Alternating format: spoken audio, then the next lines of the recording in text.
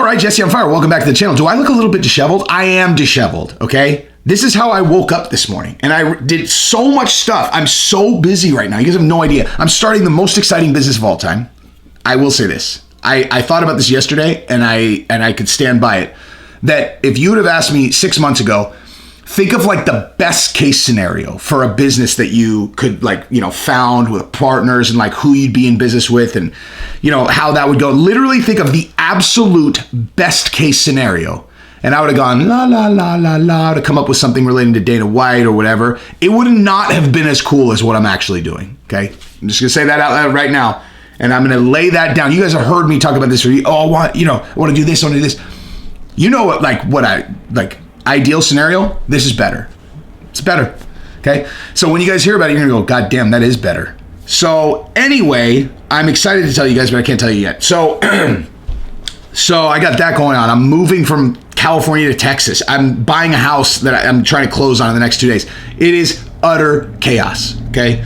So I apologize if my uploads are a little more sporadic than normal. I'm still always gonna get 4, even in sporadic land, I'll get 4 videos up a week. But, yeah, so again, thank you guys for the continued support. I'm going to talk about Nick Diaz. I'm going to talk about Masvidal. I'm going to talk about Kamaru Usman. I'll probably end up talking about Colby at some point. But yeah, that's what we're going to talk about. So if you like the content, subscribe and ring the bell. We kind of, dude, I feel bad. Like I was going to do something real big for 10K, but then I was just like, I was jammed up, man. Like I was like super busy. We're already almost to... We just zipped right by 10,000. We're almost to 10,100 already. I mean, jeez. But yeah. Anyway, I'll do something cool once I get settled. My hair is falling out. Well, not really, but my hair is frazzled. So anyway, so let's talk about these guys. All right. So Nick Diaz wants to come back, right? And I want to give props to Kamaru Usman right quick, because Kamaru Usman, dude, say what you want about his ability. Like, they're like these guys who you stick a microphone in front of them and they are going to be like super charismatic and super just engaging. Can you think of anybody like that you know who could just talk about nothing but nonsense? It wouldn't even matter what they talk about. Literally, they can talk about anything. They can talk about how they're moving. Like, moving's super fun, but they can talk about moving and you'd be like, I find myself oddly still listening to this, even though the information is completely useless. What is it about this guy? Why is he so watchable? Can you think of anybody like that? So there are some people like that, right? And that is an incredibly, incredibly valuable thing when it comes to being a fighter, assuming that actually just period. It's very valuable. Now, the dream scenario is you got someone like that who also can fight, son, who can really fight. Conor McGregor, okay? That's how Conor became Conor. He is the unicorn who has mic skills like this, or like, or whoever I was talking about, like that, but also is a world-class and had a moment where he could have beat anyone in the world in his weight class. So that's how that happens. Then there are other guys where they're kind of sleeper good, Like Kamaru Usman has snuck up on me as like, damn, he's pretty good at being the champion. I mean, aside from the fact that he's beating the shit out of everybody, I just want to, obviously, right?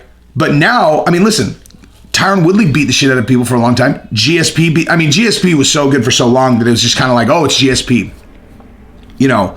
John Jones had that, but then he started making all these mistakes. Like, Kamaru Usman is growing into actually an excellent champion. On top of, because he's not like super naturally, and I don't mean this like as a knock on him, very few people are, where just you put a mic in front of him and you're like, oh man, I'm like magnetically drawn to this person. This is extraordinarily rare. He doesn't necessarily have that, but he has, like, he is sneaky fucking cool, man. Like, he's like sneaky cool. And he's managing being the champion really well. And I'll tell you exactly what I mean. So this week, Kamaru Usman said, I'm down to box Jake Paul. I'm also down to fight Nick Diaz. That sounds like a fun fight. And I read that and I was like, that's so brilliant, man. This guy, like, because look, this is a business, right? What's the goal? What should be your goal if you're the welterweight champion? Hold the belt as long as possible. Make the most money for each fight possible. Now, what sounds easier than Kamaru Usman beating up Jake Paul and making however much money he would? I mean, that's yeah. And if you guys want to go in the comments and tell me Jake Paul's going to beat Kamaru Usman in a boxing match, just please don't do that. I mean, but if you do, link your actual Facebook or LinkedIn profile to it so everyone gets to see who you are. Like that's the rule. If you want to say Jake Paul would beat Kamaru Usman in a boxing match, you have to attach your actual profile so everyone can see that it's you. Okay, you have to own that comment if you want to say something that fucking absurd. Okay.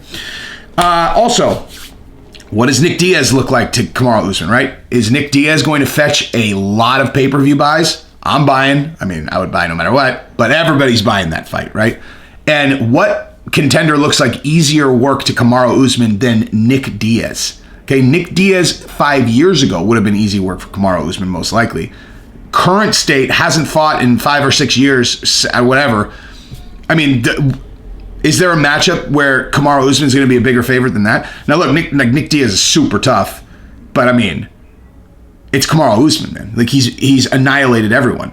And then Nick Diaz is going to come out of retirement and beat him? That seems very far-fetched. So that seems like a smart play if I'm Kamaru Usman. And I want to give him props for that because, he's handling things well. Now, as it relates to what fight should actually get made, okay, because Dana's not going to put him up against Jake Paul or against Nick Diaz. But Jorge Masvidal makes perfect sense for Nick Diaz to fight. Perfect sense. Perfect sense. Perfect sense, okay? Because remember how how like the UFC does the thing where they'll, as an example, have Anthony Pettis fight Cowboy, right? Both of them are on a skid, but both of them have big names. So let's see how, put them against each other. At least one of them is going to get a win, right? One of them, we can get him back on the saddle. And they do that a lot where like a couple guys who are kind of like, it's like the matchup just makes sense. And with Masvidal and Diaz, the matchup makes perfect sense. Okay. Now Masvidal, of course, is going to be a huge favorite in that fight, but whichever guy wins, right? No matter what, whichever of those guys wins sets up another huge fight. Because Masvidal needs to get back on the saddle. He's lost 2 in a row. He lost them to Kamaru Usman, right? And so if he gets a really impressive win in his next fight, everyone can go, man, how good is Kamaru Usman? And Masvidal's right back in the mix. If Nick Diaz beats Masvidal, they're like, man, he hasn't been fighting. Look at how good Nick Diaz looked. And then it sets up another super fight. Either way, you have Nick Diaz and Masvidal fight, you get a super fight out of it. Now, I 100% would bet on Masvidal in that fight. I mean, instantaneously I would. Just because, I mean, there's such an enormous layoff, man. Like, such an enormous layoff. So, I mean, do you know a lot of people who like retire from the sport at like 33 or 30, like 33, and they come back when they're 38 and then they're like better? It's not a thing that happens. It's just, I mean, the Diaz brothers are crazy. They do, he's doing decathlons all day long, but that is not a thing that happens. You don't get better by inactivity from 33 to 38. I mean, so, but yeah, I mean, if you're the UFC, that's a no-brainer. That is a no-brainer. Anyway, I have another video I have to film for Jesse on everything, so I'm just going to leave it right there. I only have so much energy, man. I've been going hard, and I need to be done, and I'm starving. So, I love you guys. Thank you for the continued support. Subscribe, ring the bell. Peace.